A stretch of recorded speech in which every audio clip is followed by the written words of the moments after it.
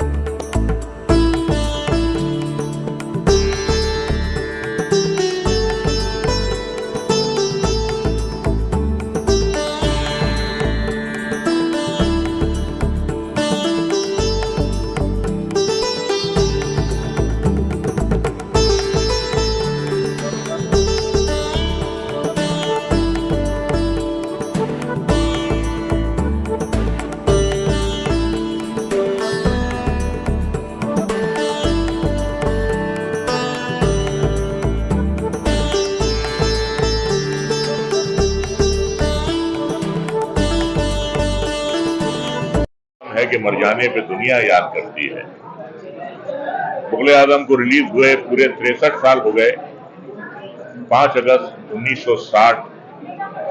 मुगल आजम एक फिल्म नहीं है, मुगल आजम एक तारीख है, एक इतिहास है और हर भारतीय नागरिक को गर्व हुआ था कि हमारे मुल्क में भी ऐसी फिल्म बन सकती है जो वर्ल्ड सिनेमा को कंपटीशन दे। मुगल आजम जब लगी थी और उसकी एडवांस बुकिंग खुली थी, 3 दिन पहले से वहां पे एडवांस बुकिंग की लाइन लगनी शुरू हो गई थी। लोग अपना बिस्तर लेकर आए थे, वहीं सोते थे, वहीं खाते थे, वहीं पीते थे और जो लाइन थी वो बॉम्बे सेंट्रल से लेकर 7 रस्ते तक हो गई थी एडवांस बुकिंग। ये ऐसे नहीं होता। जब तक आप में पैशन ना हो, जब तक आप में दीवानगी ना हो, जब तक आप में जुनून ना हो, जब तक आप में डिवाइन मैडनेस ना हो, तो ऐसा जलवा होता नहीं है। फिल्म पैसे से बनती है, लेकिन पैसे के साथ साथ कुछ करने का अज़्म, कुछ कर दिखाने का जुनून, वलवला, वो थी आसिफ साहब की तबीयत, उनका मिजाज। और आज हम याद कर रहे हैं उस महान फिल्म को। एक बात और उनके बारे में मैं आपको बताना चाहूंगा कि इतनी बड़ी फिल्म बनाने के बावजूद उनके पास कोई गाड़ी नहीं थी, टैक्सी में घूमते थे, कार ही नहीं थी। मतलब फन के बादशाह थे और तबीयत के फकीर थे। ये फकीर ही थी। तो आज 63 साल बाद भी हम उस फिल्म को याद कर रहे हैं और उस फिल्म को याद करने के साथ साथ कालिया जी ने जो एक किताब लिखी है 63 साल के बाद, ये अपने आप में जो है बहुत बड़ी बात है। और आज भी जब मैं कभी उदास होता हूं तो मुगल आजम देखता हूं। वो एक फिल्म के स्टूडेंट के लिए वो एक लाइब्रेरी है, वो एक किताब है, वो एक टेक्स्ट बुक है। बस यही मैं आप सबसे कहना चाहता हूं। बहुत बहुत शुक्रिया। Thank you.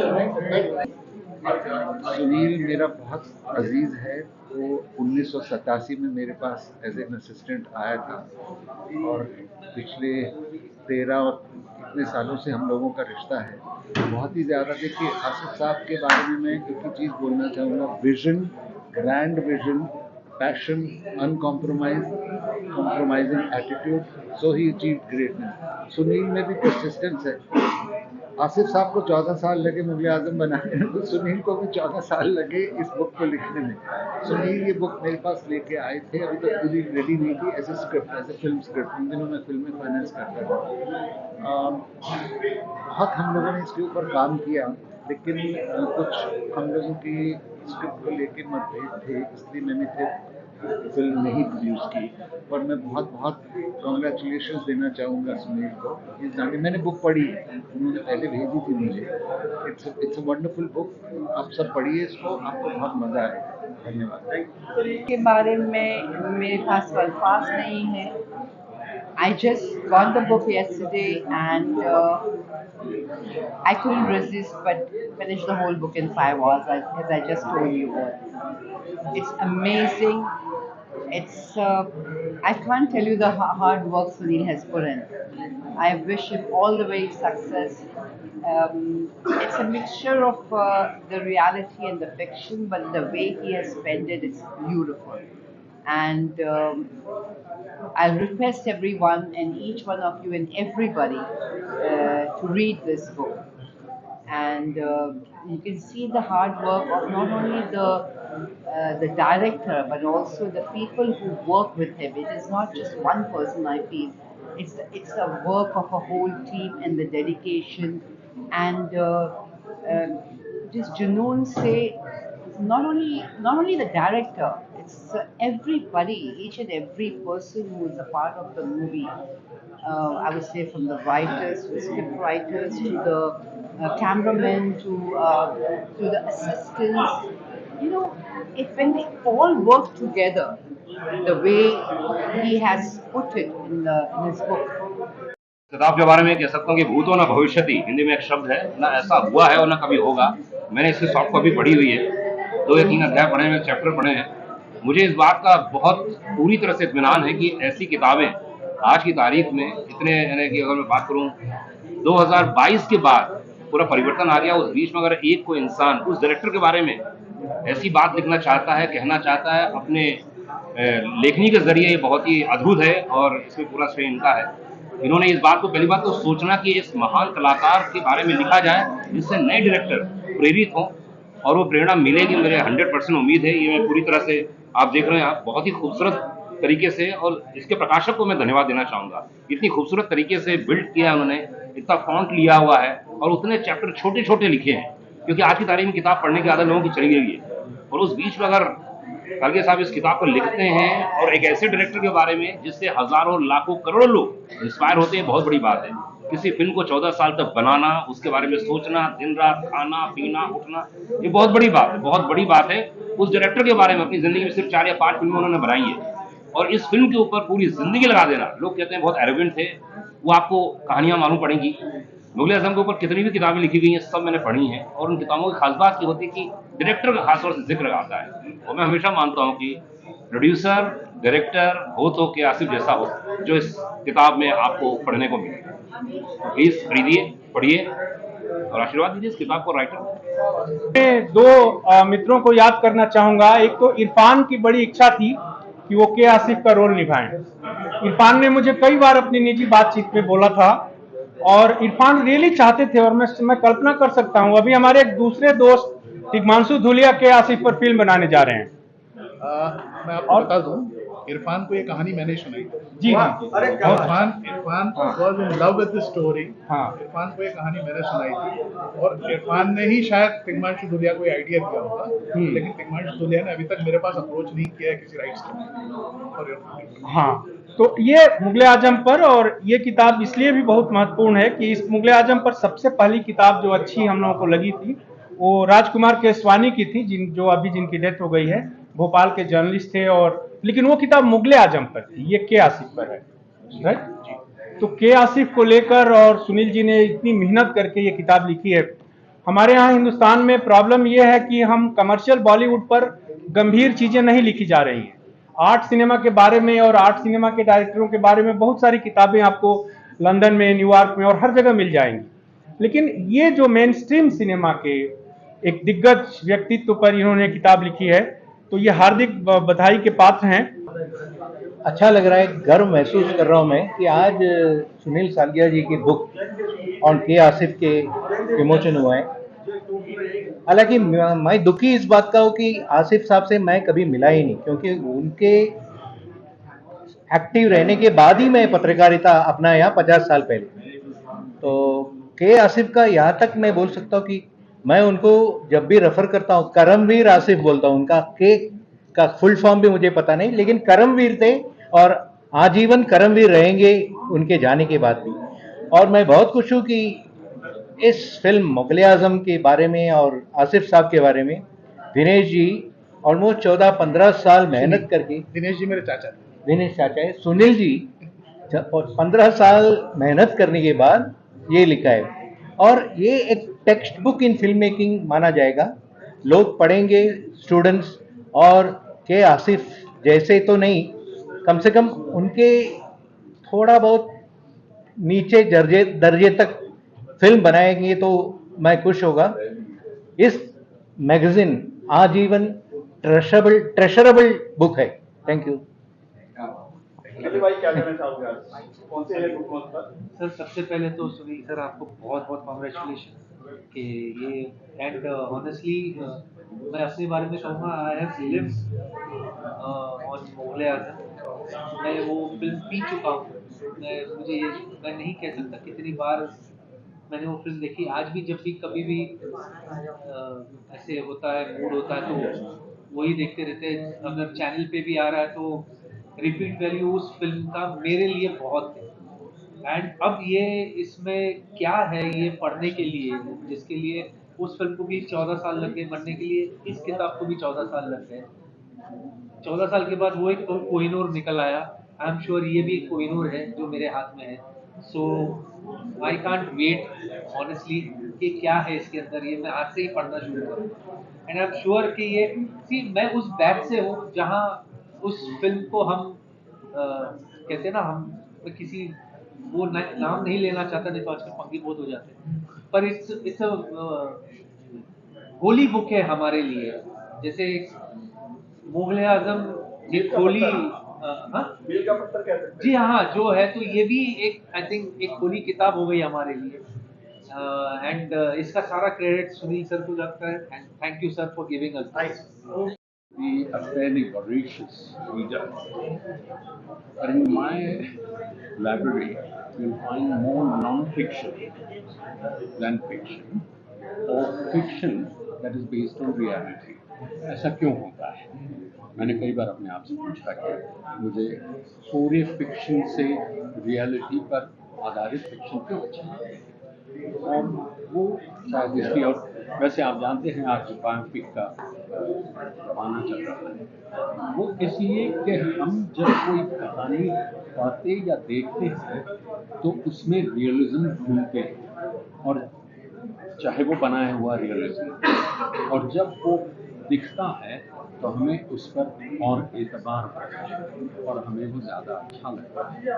तो क्यों ना रियलिज्म जो खुद पहले से ड्रामेटिक हो उस पर लिखा है, और वही सुनील जी ने किया है।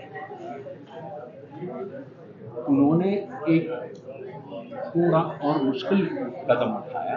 मैंने ये किया था ये 15 साल पहले जब मैंने लता मंगेशकर की कारकिर्दी लिखी, in search of Lata Mangeshkar, और हिंदी में अजीत दास था। ये इन्होंने इसको फिक्शनलाइज किया है, जो बैलेंसिंग प्रक्रिया बहुत मुश्किल है। मैं आपसे पूछना चाहता हूँ कि क्या इस उपन्यास में हम असल जिंदगी के कैरेक्टर ढूंढ पाएंगे उनके नाम से? जो जानते हैं या जिन्होंने थोड़ा भी पढ़ा है कहीं, या जिन्होंने फिल्म देखी है, उनके सामने वो सारे चरित्र अपने आप सामने आ जाएंगे। तो बहुत आसानी से आप उन चरित्रों को देख पाएंगे। लेकिन कई सारे नए कैरेक्टर्स भी आपको देखने को मिलेंगे। हाँ, वो आपके फिक्शनलाइजेशन का, लेकिन आप बहुत आसानी से उन सारे किरदारों को समझ पाएंगे। यानी मेरा ये ख्याल है कि आने वाली नस्लें Sunil Salgia strategic writing institute से एक लीड और इस तरह की और दिलचस्प दास्तानें लिखी।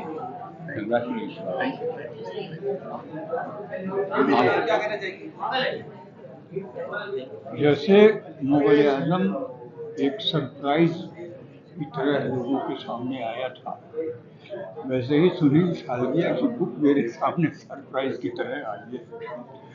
और मुझे उम्मीद है कि जैसे मुगल आजम को याद किया जा रहा है, वैसे ही सुनील सालगिया की बुक को भी लोग याद करेंगे, पसंद करेंगे। और यही मेरी दुआ है इसके लिए। ये हमसे बाद में पैदा हुए, हमसे बाद में ये इंडस्ट्री में आए, लेकिन कियासी पे लिखने के बदले ये पहले लिख गए। इसके लिए ये मुबारकबाद के मुस्तहिक हैं और बहुत सारी दुआएं हैं मेरी। का अपना एक नशा होता है।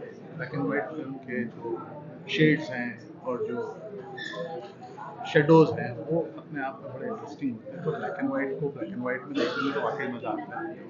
लेकिन ये फिल्म ऐसी थी कि एक तो आसिफ साहब की खुद की ख्वाहिश थी कि इसको रंगीन बनाया जाए, और इस फिल्म में रंग इतने थे जो दूसरी किसी फिल्मों में देखने को नहीं मिलते। तो ये फिल्म का रंगीन होना भी तो एक तरह से मतलब ज़रूरी था, मुझे लगता है। तो ये हुआ और अच्छा रंगीन हुआ, और उसके बाद में इसने एक इतिहास रचा। और ये फिल्म जब भी आती है इतिहास ही रचती है। और मुझे वो इंस्पिरेशन जब मिली कि इसके ऊपर किताब लिखी जाए, तो आज ये 14 साल मुझे लग गई अपने आप में एक इतिहास हो गया कि मैं 14 साल में किताब लिख पाया। It is not easy. और मुझे लगा कि इन 14 साल में भी मुझे बहुत सारी बातें अभी और कहनी थी, बहुत सारी चीज़ें जो मैं इसमें कह सकता था वो अभी भी अधूरी लगती है। और भी चीज़ें कह सकता था, क्योंकि आसिफ साहब की ज़िंदगी में इतना कुछ हुआ कि मैं कई चैप्टर्स तो अभी तक टच नहीं कर पाया। लेखक के लिए वैसे पुस्तक तो लिखते ही हैं, लेकिन ये कितनी बड़ी चुनौती थी आपके लिए? न्याय का टाइम गया इसको, मशक्कत के बाद ये चुनौती थी। चुनौती तो मतलब पहले दिन से ये चुनौती थी कि मैं तो जब फिल्म एडिट करना शुरू किया था तभी चुनौती का सामना किया था कि क्या काटो। किसी मास्टर की एक फ्रेम भी काट देना मतलब गुनाह होता है। वो काटना ही अपने आप में बहुत बड़ी चीज़ थी, और मुझे वो जॉब दे दिया गया था तो वो काटा मैंने। खैर लोगों को अच्छा लगा, अच्छी बात है। लेकिन उसके बाद जब मैंने वो किस्से सुने उनके और इंस्पिरेशन मुझे मिली, तो मैंने लिखना शुरू किया। तो मुझे लगा कि अब मैं सबसे बड़ा डायलेमा ये था कि मैं इसको जैसी ज़िंदगी है वैसी कहानी उठाऊँ या मैं अपना फिक्शन कहूँ। और चूँकि मेरे जहन में एक कहानी उभर रही थी, क्योंकि मुझे लगा कि इस किरदार के थ्रू मैं बहुत कुछ कह सकता हूँ और बहुत सारे लोगों की कहानी कह सकता हूँ। और दूसरा ये है कि सोशल पॉलिटिकल सिनेरियो को बहुत अच्छे से डिस्क्राइब कर सकता हूँ, क्योंकि इस फिल्म को बनने में जितने साल लगे उसमें जो कुछ हुआ, हालात किस तरह बदले देश में, वो सबको भी मैं कहीं ना कहीं हमारी इंडस्ट्री ने जो सफ़र किया पार्टीशन में, वो भी मैं इसमें कह सकता हूँ। तो मुझे लगा कि ये कहीं ना कहीं एक अलग तरह का काम है, तो वो करने के लिए बहुत बड़ा चैलेंज हो गया कि कैसे मैं जस्टिस कर सकूँ। Finally I think I have done justice to.